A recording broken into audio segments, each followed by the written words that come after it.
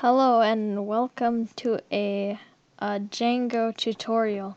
So a Django is it's a web framework for Python. This allows you to code websites and stuff, but using Python, so you don't need to use JavaScript or anything. And I find it pretty useful. It's usually compared with things like Node.js and stuff like that. So first you need to get the Django by using pip install and then the Django. I already have it installed, so there's no point in doing that. So once you install it and everything like that, you can now start creating your first project. So I'm gonna get into this folder right here, which is this. You can see this is a virtual environment, and I'm gonna create my my first website or my first project. The way you do this is Django/admin start project. We'll call this website 1. So you press that, and as you can see here, we have a new directory called website 1. So if you go into website 1, you'll see, let me just change this so it looks a little bit better. Let's see, large icons. Okay, so as you can see here, there we go. We have a folder within website 1 called website 1. So you might be wondering what's that about. So website 1 is our overall website. This is the main hub of the website. Within this first website 1 folder, we can create different apps. They're called apps. And then we have to connect all these apps back to this folder so that it can actually be used. So within this folder, we have settings, URLs, and things like that. And these are like big things. This is the settings for our entire web page.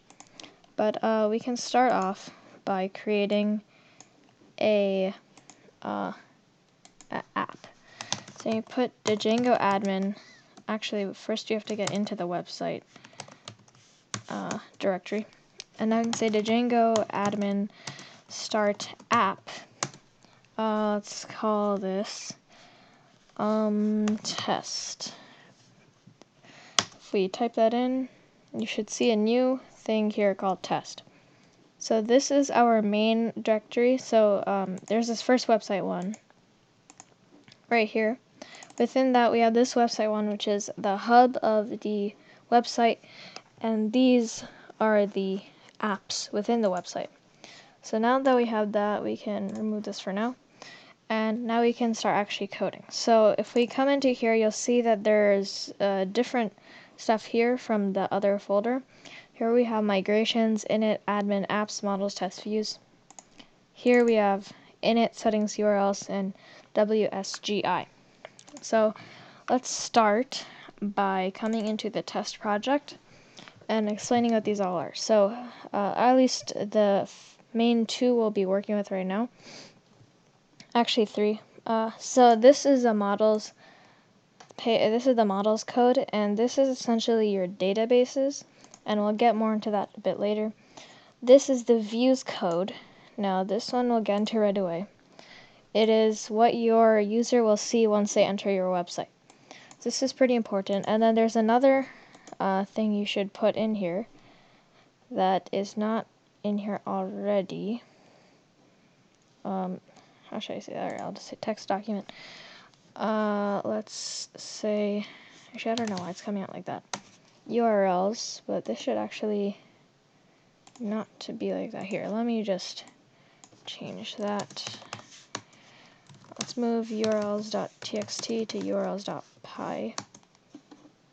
And there we go. Okay, now it's a Python file. I don't know what happened. So you're probably gonna have to add this yourself, this URLs one, but you want to call it urls.py, and this will link all your every function in your views to a URL in here.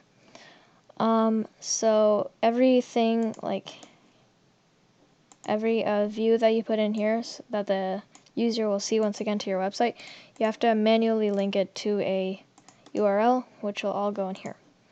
Okay, so let's start with the views right here. So you can just remove these. I actually don't know what this from future thing is for, but you have this render right here, and that's when you want to use HTML, but we're not going to do that right now. We're going to use a very basic called HTTP response. So you're going to put from Django.http import HTTP response. So if you know what HTTP is, essentially this function is just going to put your text on the web page. That's all it's doing here. This render one is going to render a HTML file, which we're not going to do right now, but we're going to use that later on. So let's create our first function. Now, if you've done Flask before or anything like that, you know that whenever you want to create a views or like a user interface, then you need to define as a function. And this function can be called whatever you want. You just need to correctly reference back to it later. So the convention is to just call it index and go like that. But in these parentheses, you have to put in a parameter request. And if you don't Flask, you would also understand this. I recommend doing Flask before Django, because then you'll understand the request and stuff. This is essentially a request from the user to visit the web page, and it's just putting that as a parameter for this function. And then if you want something to appear on the web page, you have to use return, and then you can say like hello there. But if you just say return hello there, it actually won't work properly. What you want to do is put in HTTP response, and then put in these within the parentheses. So what we have here is we're returning HTTP response hello there. So this is the function index, and we should make sure we remember that. So let's go to our URLs right here. And now what we're going to do is we're going to link that function we just created, index, to a URL. So first you need to say from Django, or I'm going to say Django a lot, but it's actually pronounced Django. The D is silent, it's just like that. So Django or django.conf.urls, import URL. And you need to, so what URL is, well, I mean, it's pretty self-explanatory, it just creates the URL. And if you when you want to create the list of your URLs, you have to name it URLs pattern. Actually, is it URL patterns? I think it's URL patterns. If you want to check, you can go to here. Here, let me just check really quickly. Yeah, alright, so it's just URL patterns. Let's go back. So URL patterns is a list of URLs. Now, our first URL is going to be, we're going to define it as URL, and then we're going to create the parameters. So the first thing we need to put as a parameter is a regular expression, and this regular expression will define which URL it's going to be put as. So what you have to do is R, like that, and then a caret, and then you're going to put in whatever you want it to be. So if I want it to be slash, I don't know, website slash hello, we could do that, or we could just put nothing at all, which is easiest for now, and end it with a $sign. Whenever you're putting your URL, it'll always start with a caret and it'll always end with a $sign. And then we'll close it off with parentheses. Actually, no, just to make it easier, we'll just say hello, and then like that. Okay, so now we have the URL here. It's just hello. That's slash hello actually. And then our next parameter is going to be which function we want to reference to. So, alright, yeah, we're in here. Oops. Okay. So we're going to say, actually up here, you have to say from, let's see, test.views import index. If you understand how import statements work, all this means is that we're going to go into this, we're going to go into the test directory, into the views directory, and then retrieve a function from there. And that function, it's not here. Let me see. let me make this smaller. Oh, here we go. I have to save it actually. There we go. And now, if you go to the test and then views, you'll see that one of the functions is index, and that's the function that we're going to be retrieving here. So our next parameter is going to be which function we want to call, and that function is going to be index. Okay, so now that we have that done, so this is our URLs for this app. We have a URL which is hello / and then we have our index, which is the function that will be called. So now let's go to our, remember I was talking about how you can have different apps within your website, but then you need to connect it back to your hub of your website. And that hub is this directory right here, website 1. So if we come in here, you'll see that there's already a built-in urls.py. So what we need to do is edit this urls.py, and we need to, let me just take this full screen. We need to import something else from django.conf.urls. We also need to import include. What this will do is it'll actually include so if you remember that URL file that we just made, the URL Python file we just made here, I'll save, is actually in a different directory than the one over there. Let me just put it like that. You can see that this isn't within website 1 test urls.py. This one's within website 1 to website 1 urls.py. So they're in two different areas. So when we reference index, it won't automatically come. So what we need to do is use an include function. So first, when you come into this urls.py in your main hub, you're already going to see one URL here, which is the admin URL. That's a built-in thing by Django. We're not actually going to use that right now.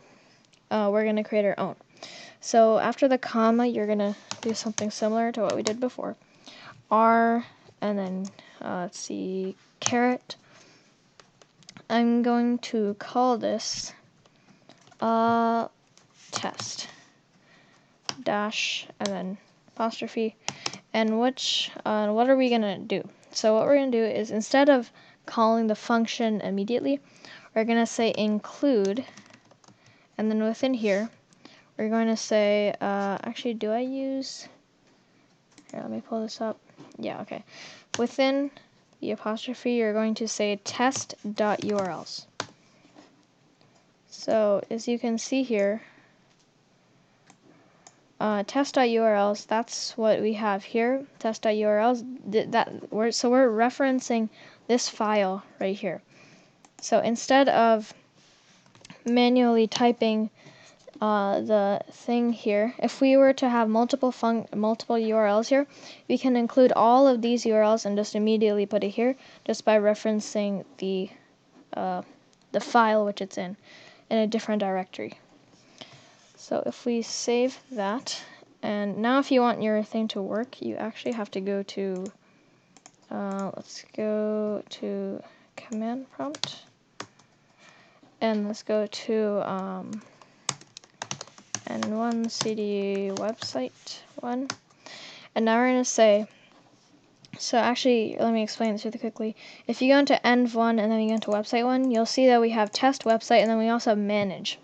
This manage function is this manage Python file is used to actually run your server. So once you're in this directory right here, you're going to say python manage.py, which is this right here, run server, and then press enter, and you'll see it says all this stuff. And now what you can do is come here, type in 127, say 8,000 page not file. Oh yeah, so what we need to do is, if you remember in here, we said it's at /test. So we need to go to this URL and then put /test. And once you do that, you're still not going to see anything. And the reason for that is, this is a good time to explain it. As you can see right here, we have /test, but then we have test.urls. Within test.urls, we actually have /hello. So can you guess what the URL will be? It'll actually be test, then after test, it'll be /hello. And then it'll work. Now, if we wanted it to be just at plain /test, instead of adding this hello here, we could just remove this. And let's save that. And let's run the server again. Python manage.py run server. And if we come here again, you'll say that it says page not found. So if we remove this now, it'll be there. So when you're including another file into your main URLs thing, it'll be test/ and then whatever's here. So you could have test/hello, test/users, test/test, whatever you wanted, but you would not include this first test here because it's already included with that function. So now about the URL stuff, as you can see, it says hello there, which is that HTTP response thing that we did in our views.py. And yeah, that's a very basic website you can do right there. Now let's create something a little bit more advanced. Yeah, I can close that. Let's go into test. And let's go. Why is okay, we can edit. Yeah, alright. Okay, so let's go back into views and let's create a new function. Now you can create multiple functions, you don't need to erase your first one. So I'm just going to do a brand new one called let's call it, what shall we say? We'll just say hello there. And I'll take in, actually, let's say define age. And let's put in a request right there. Because that's a necessary parameter request. No matter what you do, you have to put that in. Now, let's add another parameter called age. So what we're going to do is return HTTP response. And then we're going to say, hello, you are a plus age plus year old. So if someone were to put in 12 as a parameter here, you would say, hello, you are a 12-year-old. And like that. So let's save that. Now let's go into our URLs. And now we're going to create a new URL, which will be under the name of something different.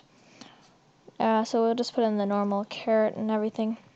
Now what we need to do is we actually want the user to type in something, and based on what they type in, we're going to return the hello, you are a blah blah blah year old. So what we want them to do is, like, if we go to here, we could have them type in test/12. Right now it's going to return error because I haven't made it yet. Just giving you an example. If we were to type this, we want it to say hello, you're a 12-year-old. If we type in 18, we want to say hello, you're an 18-year-old. If we said 29, it'll say hello, you're a 29-year-old, and so on and so forth. So how do we do that? Well, to do this, we are actually going to need to take user input in our URL. And how do we do that? Well, we have a special notation for that. It's parentheses D, or actually that's /D plus, and then like that. Now what this signifies is that the user will enter a integer, which is what D stands for, that can be 1 digit or more. That's what the plus stands for. So what Django will do is take whatever the user inputted after the test and then put it into the function. And the name of the function was age, so we're going to need to write that. But we actually forgot to import age, so let's do that right here. Because that's another function. So what we're doing here is creating something similar to this, creating a URL. But instead of just plain old URL, we're taking the response from our Django web page will be different depending on what they put in the URL.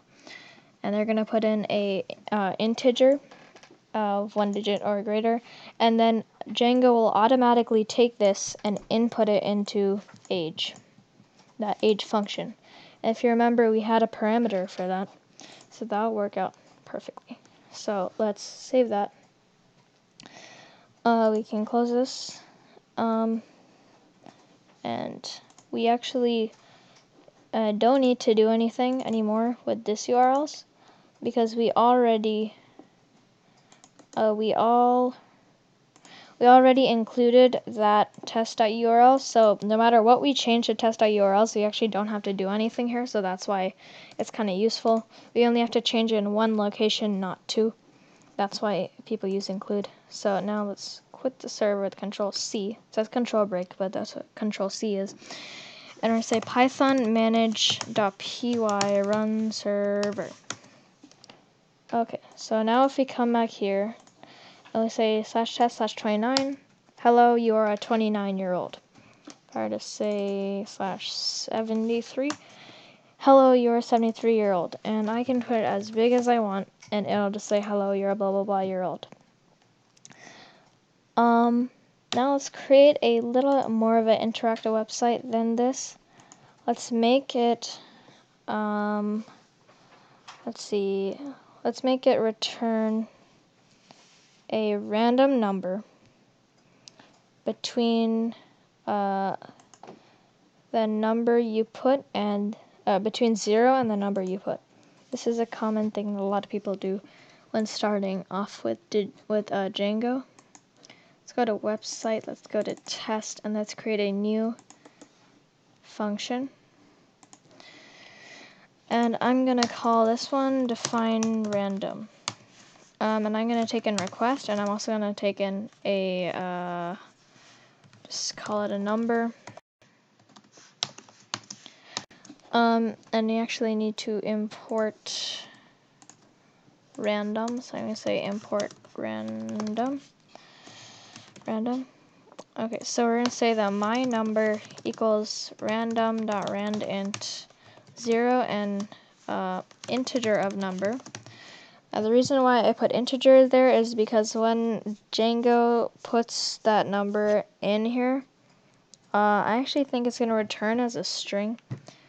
So we actually have to turn it into integer. I'm not sure, but I'm pretty sure it will turn it. It will be a string, so we actually need to turn it into an integer before we put it in as these two bounds for random. So this is doing is generating a random number between 0 and that number that the user put in, and save that as my number. And what it'll say is return HTTP response of the random number between 0 and then let's put in number is, and then let's put in my number. And hopefully that worked out just fine. Let us save that, and remember we need to change the URLs right here. And we need to create a new one called URL. Actually, we can pretty much name it the same. Actually, you know, let's just remove this age. I might come back to this later, so let's just copy and paste this. Let's change it a little bit. We'll just say /random/ and then the integer. And instead of age, it'll be random, and we have to import that function up here. Okay, so we don't need to change anything to the main one, as I said before. And let's try this out. .py run server. Okay, let's go here. Let's say test/random/1000. Function object has no attribute randint. Alright, so there was a bit of a problem there, and I guess I fixed it I actually need to convert this into a string. So you need to turn that input number into a string. I thought that it stays as a string, but I'm not sure, so I just converted it. And I also had to convert my number, which I generated right here, into a string, because obviously that's a integer because it's a random function. And I also forgot this last parentheses, which is why the HTTP response wasn't properly working. So I also, instead of just importing random, I just said from random import random, and then just use that, as it shortens it a bit. But once you fix those and save it, you come here and manage.py run server. If we do that now, and we go to that, so 127.0, oops, it's not correct, 8,000 / test / random / 1000. Now it works. So the random number between 0 and 1000 is 384. The random number between 0 and 3989 is 2450. And you can see it works. Okay, so now that's actually working. Okay, now let's create just a few more things. So let's go back into views, and with this age, I was thinking that what we can do is actually say, we can create an if statement here. So let's say that if int age is greater than 100, then return HTTP response. Wow, you are a centenarian, if I spelled that correctly. And we can say that else return, or let's say let's just say if greater than or equal to 18. Wow, you are an adult. Else return HTTP response. You are still a child. Actually, let's do elif int age, or no, let's say elif int age is less than 0. Then instead, let's just say something is wrong. Okay, and I'll say that else return HTTP response. You are still a child. Okay, let's run that now. Control S. And let's do Python manage.py run server. Oh, oops. Manage.py run server. Oh, hopefully this works now. Oh, that still works, obviously. Age. Let's see. Test / oh, oops. Test / 100. Wow, you're an adult. Test / 17. You're still a child. Test / -30. What? Oh, okay.